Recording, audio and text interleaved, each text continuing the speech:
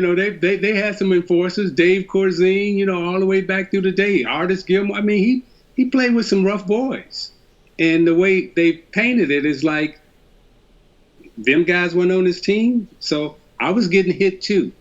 I just didn't cry about getting hit. Ooh. Come on now, dog. Come on, man. Welcome back, Josie Sports Nation fans. If you haven't already, definitely hit that subscribe button, hit that like button, and also hit that notification bell so you can see when my videos are coming out. What I want to talk about today, Isiah Thomas was on the Jason Whitlock show. He threw some shade at Michael Jordan. He was asked a question about the NBA and is he cool with any of the players that he had beef with previously, such as Karl Malone, John Stockton. And here's his response. And then after the video, I'll give you my 2 cents on it.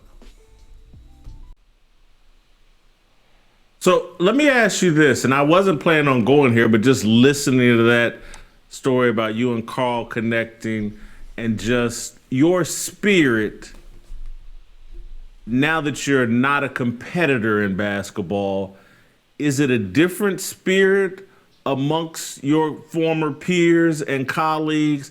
And I asked that question because the reputation, we can't have Isiah on the Olympic team because nobody likes Isiah. I haven't met any, and again, this isn't a shot at anybody else I've met in the NBA, but I haven't met any NBA player more likable, more approachable, more down to earth than you. And so I'm wondering, is there a difference in your spirit approach with these guys now that you guys aren't competitors? This reputation that somehow people couldn't get along with you when you were playing, fair, unfair, and I'm talking mostly about the guys on your team obviously loved you, but your peers in the NBA, according to all the hype, like nobody wanted to mess with Isiah. Keep it real, according to The Last Dance. Come on, man. Keep it real. Now that's why me and you get along, Isiah. See, he be pussyfooting himself all around. I try to keep it real. And I'm so glad you're here. Don't go to that grill anytime soon. I need you to stay involved in this conversation.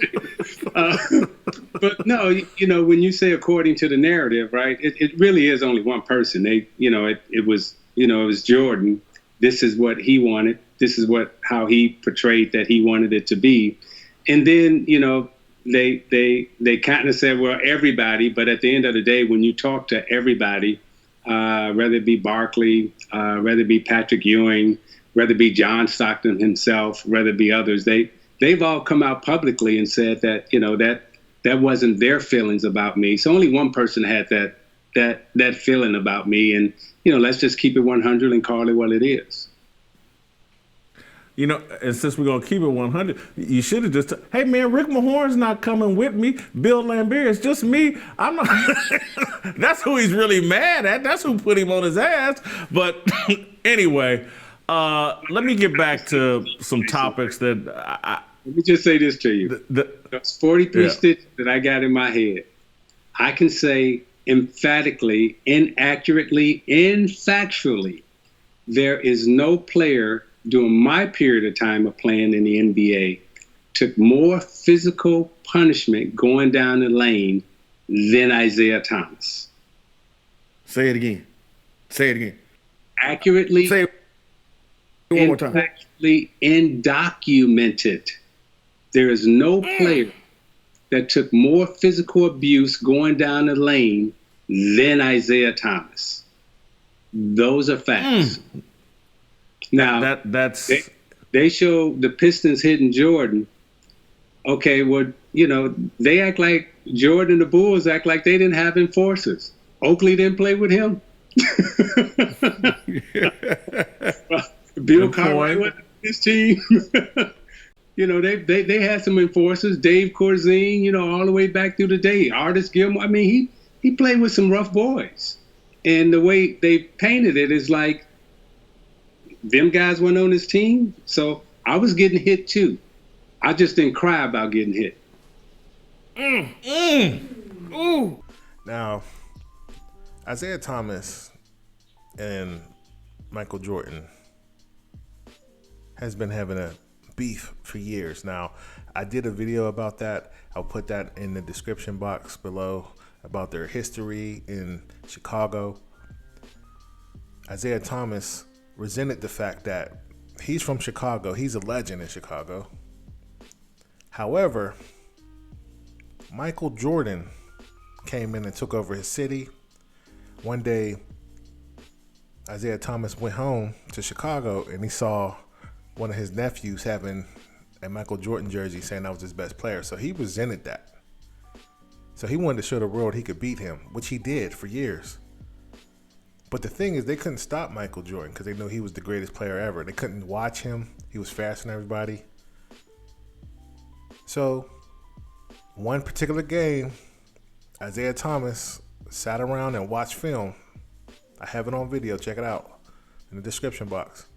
And they decided to start beating him up. So anytime he goes to hole, they're going to knock him down. And they did it for years. They did it for 4 years. And Jordan resented that. He thought they dirtied the game up.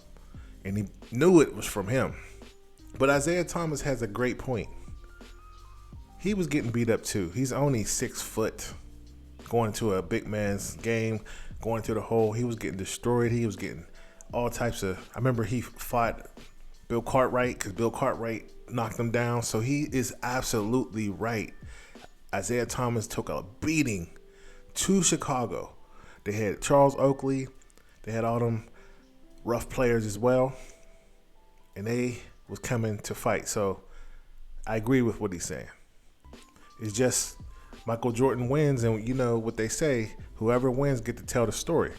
The league was rough back then. If you see most of the highlights, it's usually Dr. J beating up Larry Bird, punching him in the face while Charles Barkley had him in the headlock.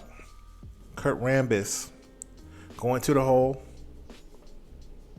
Mikhail clotheslined him because his coach told him no layups. So it's been a rough league. I have to put respect on Isiah Thomas's game because for those years he was in Detroit, he put him on the map. They had Rodman, John Sally. Now, John Sally was putting paws on Michael Jordan too, but they were friends. And Michael Jordan, when he was in the Olympics, his coach was John Daly, which John Daly was the coach of Detroit Pistons. And he loved John Daly. And John Daly was part of the Jordan rules.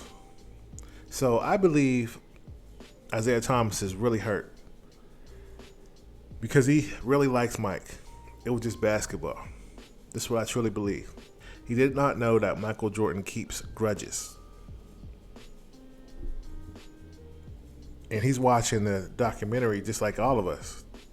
He's looking at The Last Dance like, wow, I didn't know he felt this way about me. My family's watching, you calling me all types of names. So as you see, ever since that happened, he's been coming after Jordan anytime he's asked about it. He's saying LeBron is better than him. He's resent that. And I understand. One time he cried on TV, you know, I'm pretty sure it hurts because he's always been the villain. But anyway, what do you think about this video? Put your thoughts in the comments below, and I'll see you on the next video.